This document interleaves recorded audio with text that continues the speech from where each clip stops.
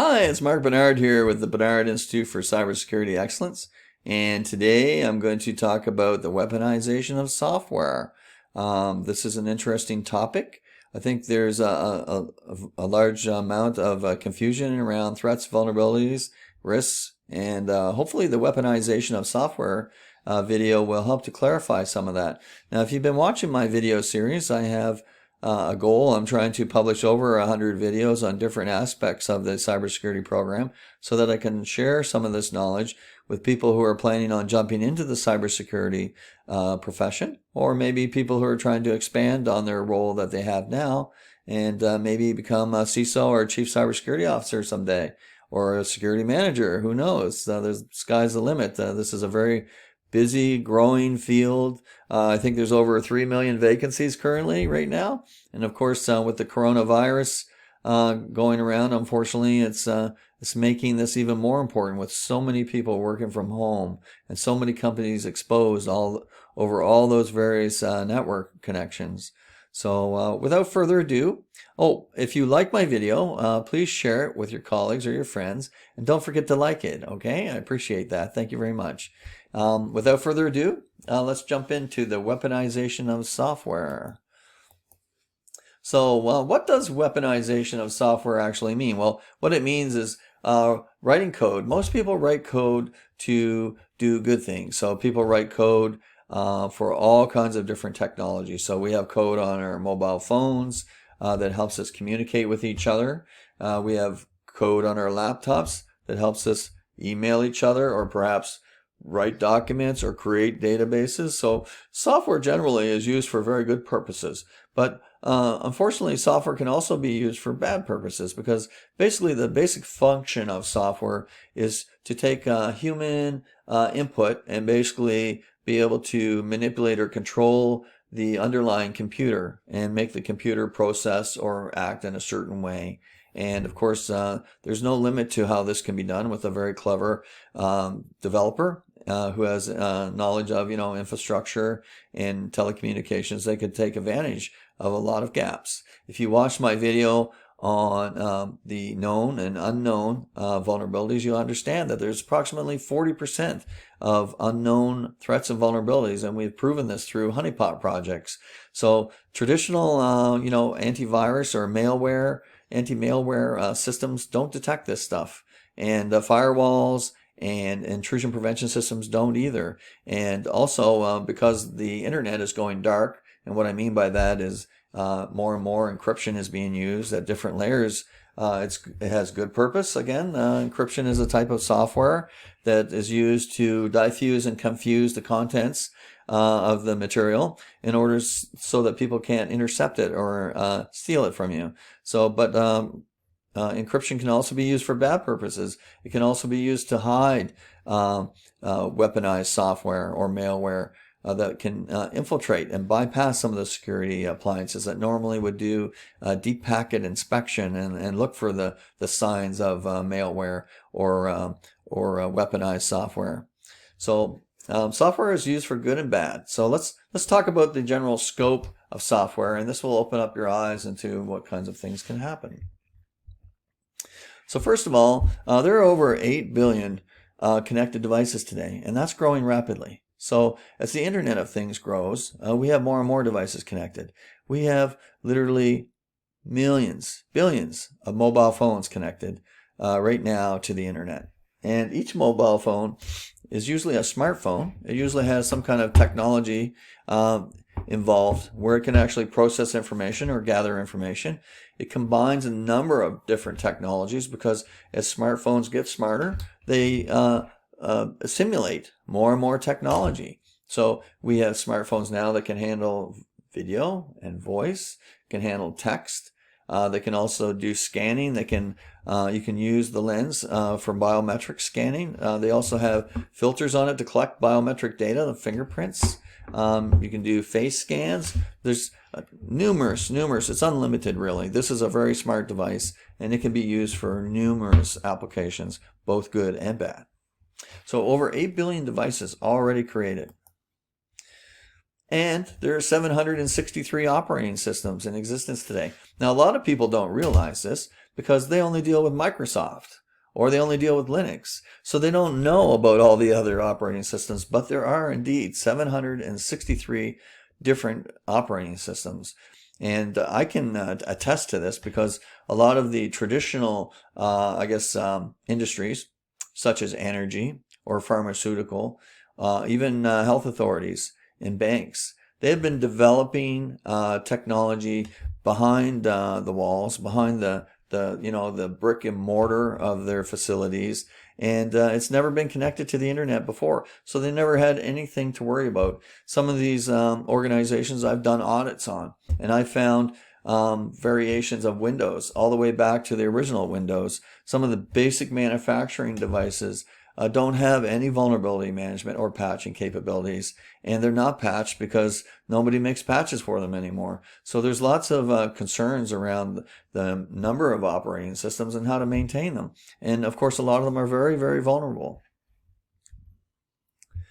Now, 51% of malware cannot be detected. So I think we talked about this before. And conversely, 49% can be detected. So this leaves a wide error margin, or a large gap, if you like, for threats to develop and weaponize software that can bypass firewalls and intrusion prevention systems and get into a network and cause havoc, maybe even encrypt. We hear a lot about phishing scams, for instance. So we have HTML emails that can hide code behind the email. And sometimes people click on a link because it looks so perfect. It looks like, a letter from a lawyer or a letter from the finance group saying that your payroll data is out of date and you need to update your account, or from your bank. The thing that you need to understand is that those organizations would never ever ask you for any personal information or sensitive information through an email. So you must not click on that. But people that do click on it can download a Trojan. Sometimes these Trojans are, again, pieces of software that have been weaponized. They allow a backdoor into the environment. They also seek out privileged user accounts. So once it gets a hold of privileged user accounts, then it can start encrypting the infrastructure. And that's the way the ransomware works. So it starts encrypting data. It'll go and it'll look for your backups, because we all know that one way to counter ransomware is to use a hot backup in order to basically wipe your current environment and reload it all.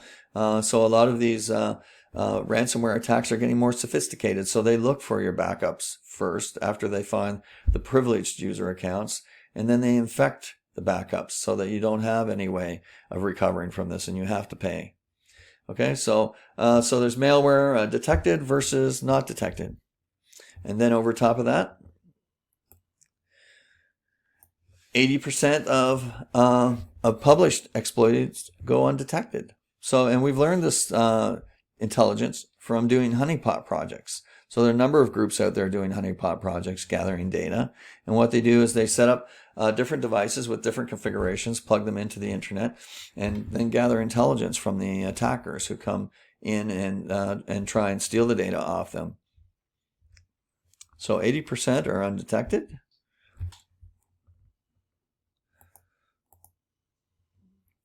While only 20% of exploits are detected.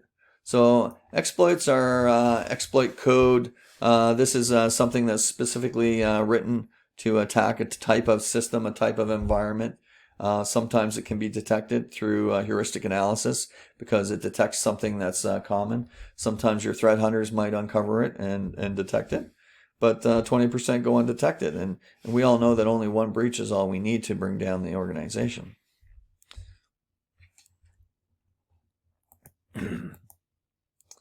60% of malware are viruses. So a virus is kind of a one-way kind of piece of software that's been created to infect an organization and then spread its infection around the organization. So there are other types of malware, the command and control, worms, Trojans, etc., and so forth.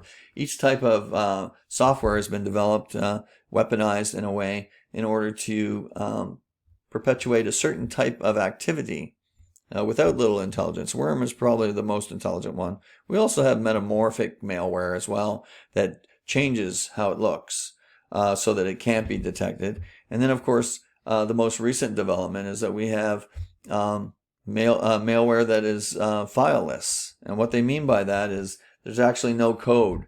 So again, traditional security tools like firewalls and IPSs and IDSs, they all look for a particular type of fingerprint, if you like, or a type of packet structure flowing through the network in order to identify any malware. But when it's fileless, there actually isn't anything stored anywhere, so it's all in memory, and it's floating around in the memory of the chip and the servers. So 60% are viruses. 1% of malware are rootkits, and this is another type of software. This is like a microcode. It's a piece of software that's been developed with a tool, a very special tool, because you have to develop microcode in order to infect a system with a rootkit. A rootkit, basically, like it sounds, if you're familiar with the Unix environment, the very core of the chip, of the processing chip, whether it's AWS, Intel, or what have you, has microcode on it. And the rootkit wraps itself around that microcode and infects the chip. So normally the only way to get rid of a rootkit is that you actually have to replace the chip or replace the system, which is really a big pain. But rootkits are not easy to get rid of. And if you get infected with one, and there are a few of them out there that are well known, I think Cisco has a couple, and I believe Apple has a few that are well known. They're out there. So they're hard to detect too. And then there's Trojans. Now Trojans are really sort of like the mechanics, box and wrench of the threat agents out there. Trojan is used for so many things. Once you get inside a system and you crack it open and you load your Trojan in there, you can load several different types of Trojans that all have different types of function. Again, it's a type of software that's written to create problems within the system. It can provide a backdoor.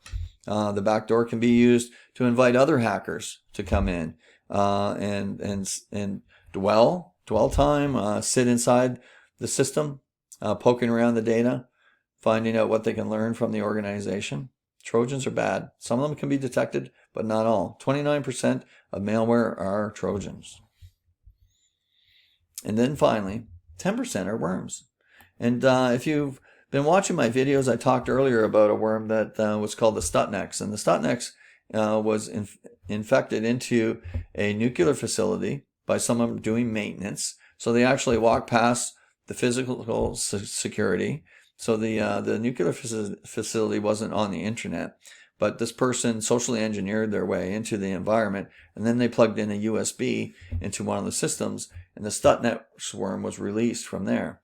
And what the Stuxnet worm was, it's not a traditional type of malware that you might think of, like stealing information and stuff. What this one did was it went into the control systems, and it flooded the control systems with information, with false information, right? So the control system thought that the rods, for instance, plutonium rods were overheating.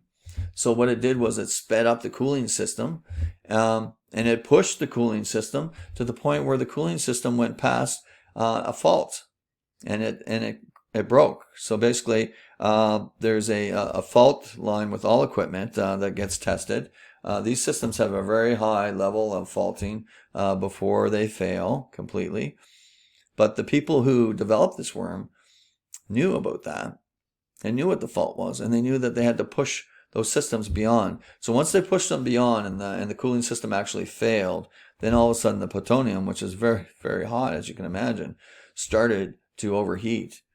And when it started to overheat, a lot of the rods started to melt down. I think they lost like 6 or 8 of the units where the rods were. So it didn't get to the point of an actual meltdown, but it was going in that direction. And that's how they weaponized that software, right, in order to create a problem within that environment, and almost a nuclear accident. All right. So there you have it. So the weaponization of software, and you have all the buzzwords now, so you know that some of the weapons are called exploits, some are called Trojans, some are worms, some are just plain viruses. There's a number of different types of software that are used by threats, and threats are real people who have a motive of some sort. It might be to steal intellectual property. Maybe they want to take over your economy, so the best way to do that is to steal all the ideas of all the top companies and then to reverse engineer those and create their own economy and overtake you in the market by charging a lower price. If you remember in an earlier video, I talked about the fact that a lot of companies that develop technology make a major investment in research and development. Sometimes it's 30-40% of the actual value of the product, and they hope to recover that product as they sell more and more of it. However, if somebody comes in and steals their patent and then goes and starts to develop their own product, and that other person, that threat, has never paid the research and development fees, then it's almost pure profit to them. So it's completely crazy, and it's totally illegal, and it's destroying countries by doing that, and economies. So we need to stop that. There's many different types of malware and lots of different types of threats. And today we talked about the weaponization of software, so hopefully you better understand that. You can find me on LinkedIn, Facebook, YouTube, or Twitter. You can also go to my website, the Bedard Institute for Cybersecurity Excellence. You can register there if you would like to get regular updates. I also provide training on a number of different areas like NIST and ISO. You can also email me or call me.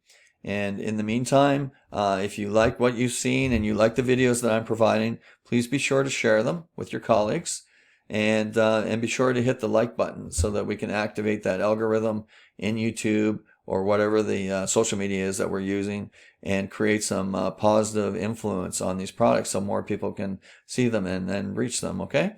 So I thank you for your time, and I hope you have a great day. And don't forget to stop back and see some more of the videos that I'm creating, okay? And if you have any questions, drop me a line or put something in the comments, okay? Thank you.